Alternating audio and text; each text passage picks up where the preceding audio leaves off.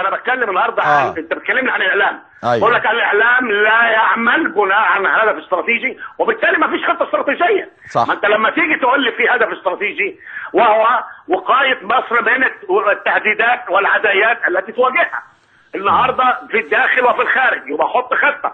الخطه رقم واحد ايه؟ اظهار هذه العدايات. اثنين، تكريس وسائل الاعلام العامه والخاصه لمواجهه هذه العدايات. ثلاثه، ترسيخ وسائل، ترسيخ دعائم وقيم الولاء والانتماء الوطني، توحيد الناس امام هذه العدايات وتجميعها.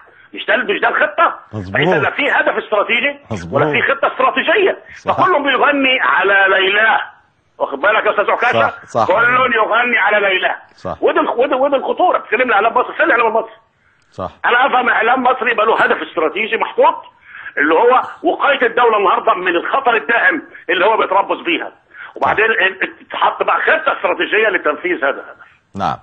يعني الحقيقه يا سياده اللواء انا عايز استسمح حضرتك في لقاء ما تبقاش مداخله تليفونيه، لان بامانه انا معجب بحضرتك ومعجب بتحليل حضرتك في الثلاث أسئلة، وخاصة السؤال الأخير الذي ربما يغيب عن الكثير من زملائنا في الإعلام، سواء كان في الصحافة أو في القنوات الفضائية الخاصة أو في التلفزيون المصري أو في الإذاعة المصرية، لأن للأسف الكل بيشتغل من على وش المية، محدش بيتعمق ولا بيبحث ولا بيحلل عن مصلحة مصر، عن مصلحة مصر. للأسف كلهم بيبحث عن مصلحته الآنية، ولكن ما فيش حد للأسف الشديد بيقولها بمنتهى العلنية. صح. لا يوجد مصلحة مصر أمام أعين الناس، دي اللي هي يجب أن تكون قدامهم، لأن احنا من غير مصر ومن غير وحدة مصر ضايعين. احنا اللي بيلمنا كلنا ايه؟ كلمة مصر اللي سيدنا رسول الله قال فيها كنانة الله في أرضه، من أرادها بسوء قسمه الله. ليه الفقرة دي يا أستاذ عكاشة؟ من أرادها بسوء. نعم. اشمعنى سيدنا رسول الله قال الفقرة دي؟ أنا عايز أسأل سؤال. ليه حط من أرادها بسوء؟ إن لم يكن هناك من سيريد السوء بمصر قديما وحديثا وعلى الدوام والاستمرار. نعم. وعشان كده سيدنا رسول الله قال هذه الفقرة التي لا ينطق عن الهوى، من أرادها بسوء قسمه الله. بس اللي يعرفوا بقى اعداء مصر اللي بيشتغلوا زي اللي قاعد في واشنطن ده اللي بيتكلم، واعداء مصر في الداخل والخارج، يعرفوا ان المولى عز وجل هو الكفيل بيهم وهو اللي هيقطب وسطهم، لان ده حديث سيدنا رسول الله الذي لا ينطق عن الهوى. برز الكلام ده في التاريخ في مواجهه مصر للتتار، وبرز في مواجهه مصر للصليبيين، وبرز في حروب الصراع العربي الاسرائيلي، وبرز في مؤامرات كثيره في الداخل وفي الخارج. ولكن المولى عز وجل وسيدنا رسول الله هو اللي بينقذ مصر، لانها كنانته في ارضه جعبة السهام المدافع عن الاسلام وعن حرمات المسلمين على الدوام والاستمرار. ماشي. في نهاية هذا اللقاء انا عايز وعد من حضرتك برضو بلقاء يا سيادة اللواء. ان شاء الله. شكرا. شكرا يا فندم.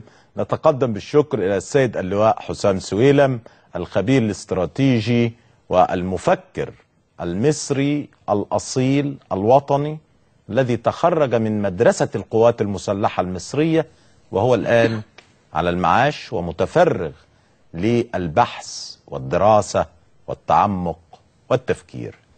يعني أنا شايف إن احنا طلعنا جزء كده من مستند، وانت رفضت إن احنا نذيعه وقلت هيبقى الحلقات الجاية، وأنا قلت لك بكرة. هل انت جاهز بباقي المستندات لحلقة الغد؟ والله هو يعني موضوع بكرة ده يعني حضرتك اولا لازم استاذن والدي، لان احنا النهارده يعني طب ممكن تسمح لي ان انا استأذن والدك على الهوا واقول له يا عم مصطفى، يا عم مصطفى انا ولد واحد ووالدي متوفي وانا مع والدتي، انا وحدها، ولكن والدتي قالت لي مصر عندي أعز منك لو أنت كنت بتقول كلمة الحق عشان هذا البلد، وهي بتتفرج عليا وحضرتك بتتفرج عليا، وصدقني أنا على أتم الاستعداد لكي أضحي بدمي الآن من أجل هذا الوطن. أموت أنا وتحيا مصر. إن شاء الله لو وافق بإذن الله هنكون معاكم إن شاء الله. طب ما أنا عايز أعرف. طب ما نتكلم الصبح بإذن الله. نكلمه على الهوا دلوقتي؟ لا يعني خلينا نتكلم الصبح إن شاء الله. باذن الله. ماشي. كان اخر حاجه احنا عرضناها الشباب بتوع 6 ابريل بيتكلموا ان هم سافروا صربيا وتلقوا دعم تدريبي او نقل خبرات زي ما بيقولوا، وروهم ازاي هم عملوا التجربه بتاعتهم، وروهم ازاي يتعاملوا مع قوات الامن، يمشوا ازاي، يعملوا ايه، يهربوا ازاي. دفعوا لهم تكاليف الرحله زي ما قالوا هم وفريدم هاوس. بنلتقط هذا الخيط وبنقول لهم شكرا، ونقول لهم نحن لا نتهمكم في وطنيتكم، انتم اكثر وطنيه منا، هذا ما نعتقد فيكم، وانتم شباب يعني اتحركتم وعملتم كل حاجه، بس لم تروا ما وراء ما يريده الذين يدعمونكم ماليا. انا قلت لحضرتك هم مظلومين بالظبط، واللي ظلمهم العهد البائد. ومن هنا من الفيديو ده تقول لهم طب احنا بقى تعالوا او تعالى كلنا مع بعض نشوف اطبر، كانفاس، منظمه الازمات الدوليه، جورج سوروس، البرادعي، وائل غنيم، الناس دي كلها ايه اللي انا اعتقد برضو وائل غنيم احد الشباب اللي استغلوا، يعني لا اعتقد فيه العماله، يعني ده شيء تثبته التحقيقات، لكن اعتقد ان هو استغل ايضا من خلال المنظمه اللي هي اسمها موفمنت. وانت عامل بلاغ للنائب العام؟ لا طبعا. امال مين اللي عامل بلاغ للنائب العام؟ مش عارف. احمد سبايدر. يمكن. فالناس كتير قوي استغلت، لم ترى او لم تدرس التاريخ وتم تعرف يعني ما هي الماسونيه والصهيونيه. هننتقل يمكن لاخر حاجه النهارده عشان ما نسهرش الناس اكتر من كده. عمرو عفيفي من اين؟ عمر عفيفي، نعم. من اين يوجه المتظاهرين وماذا يعني يقول لهم في الفيديو اللي ان شاء الله نراه دلوقتي. اتفضل يا استاذ عماد. ده على فكره هو سر نجاح عددنا، هو سر نجاح. واقف بره بعيد، مكوس سيبوه راكن بعيد. ثانيا في التعامل مش هيقدر يخش بالمدرعات، لان المدرعات وعربيات المطافي اللي بترش الميه هتتحشر جوه، وبالتالي لو دخلت مش طبعا انتوا عارفين هيكون النتيجه ايه. الحواري ضيقه كلها مشبكه في بعضها، وتم دراسه الاماكن اللي هنتم التظاهر فيها بعنايه دقيقه.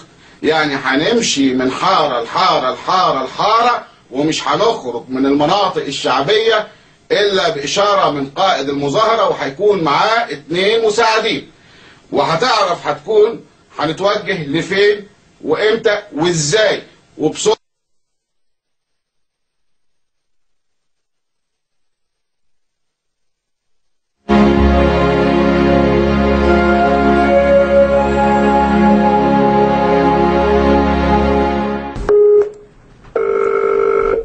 One man surrounded by technology. Hello? It's a personal command center in a tiny apartment 10 minutes from Washington, D.C. From here, the revolution gets direction. God be with you. You are the ones. We are representing nothing without you. Omar Afifi Suleiman speaks to protesters in Egypt via Skype, Facebook, Twitter, and cell phone. Today, he hears from the Egyptian countryside, where 200 want to join the revolt. Are our groups increasing in number? Of course they are. Another man calls Suleiman after being questioned. Suleiman briefs activists on how to prevent confrontation. After 20 years as an Egyptian police officer, he says he knows all about that. Now, Nobody can stop our revolution. Nobody. يعني طبعا انا هعيد الموضوع ده تاني لان هو غير مترجم. انت لو كنت قلت لي كنا احنا لحقنا عملنا عليه ترجمه، دلوقتي احنا هنعمل عليه ترجمه وهنعيده تاني ان شاء الله. اتفضل. في كلام خطير بيتقال ان هو قاعد في شقه تبعد 10 دقائق عن العاصمه واشنطن، وطبعا ده سيكون برعايه المخابرات الامريكيه CIA، اللي طبعا لن يكون بهذا. شفت الاجهزه اللي قصاده، شفت ميدان التحرير قصاده، اتصالات دوليه مفتوحه، كل شيء مفتوح. كان في احد الشباب اللي شغال في الاتصالات كان قال لي ان قبل الثوره بعده ايام لاحظ ان في بال50,000 وال100,000 مشارك بيخشوا من واشنطن تحت اسماء محمد واحمد وابراهيم ومصطفى، بيشتموا في النظام وبيعدوا الناس للبتاع كانهم هم عايشين معانا، لكن لما بيتبع الIP ادريس بتاعهم بيلاقيه طالع من واشنطن، من البلد اللي كان بيكون فيها هذا الرجل، واللي بيقولوا فيها فروم هير ذا ريفوليوشن جيت دايركشن، او من هنا توجه الثوره. طبعا اللي مضايقنا في عمرو عفيفي ان هو يعني عمر عفيفي ان هو لم يكتفي بما حدث، ولكن الان كما راينا في الفيديو رقم 1 يحرض على المجلس العسكري ويتهمه باتهامات باطله، ان هو اللي بيحدث الفتنه الطائفيه، ان هو اللي مطرمح مش عارف على ايه، ان هو يريد. يعني كان في فيديو ليه بيشرح ازاي انت لما تنزل الشارع هتلاقي ناس لابسه شرطه عسكريه، خلي بالك من الشرطه العسكريه، دول امن الدوله ملابسين شرطه عسكريه فيستحقوا الضرب. فليه اساليب فظيعه في التحريض، وليه اساليب يعني تنم عن حقد على هذا البلد، واذا كان يعني انا يعني مش عايز اقول ان هذا الرجل يجب معاملته معامله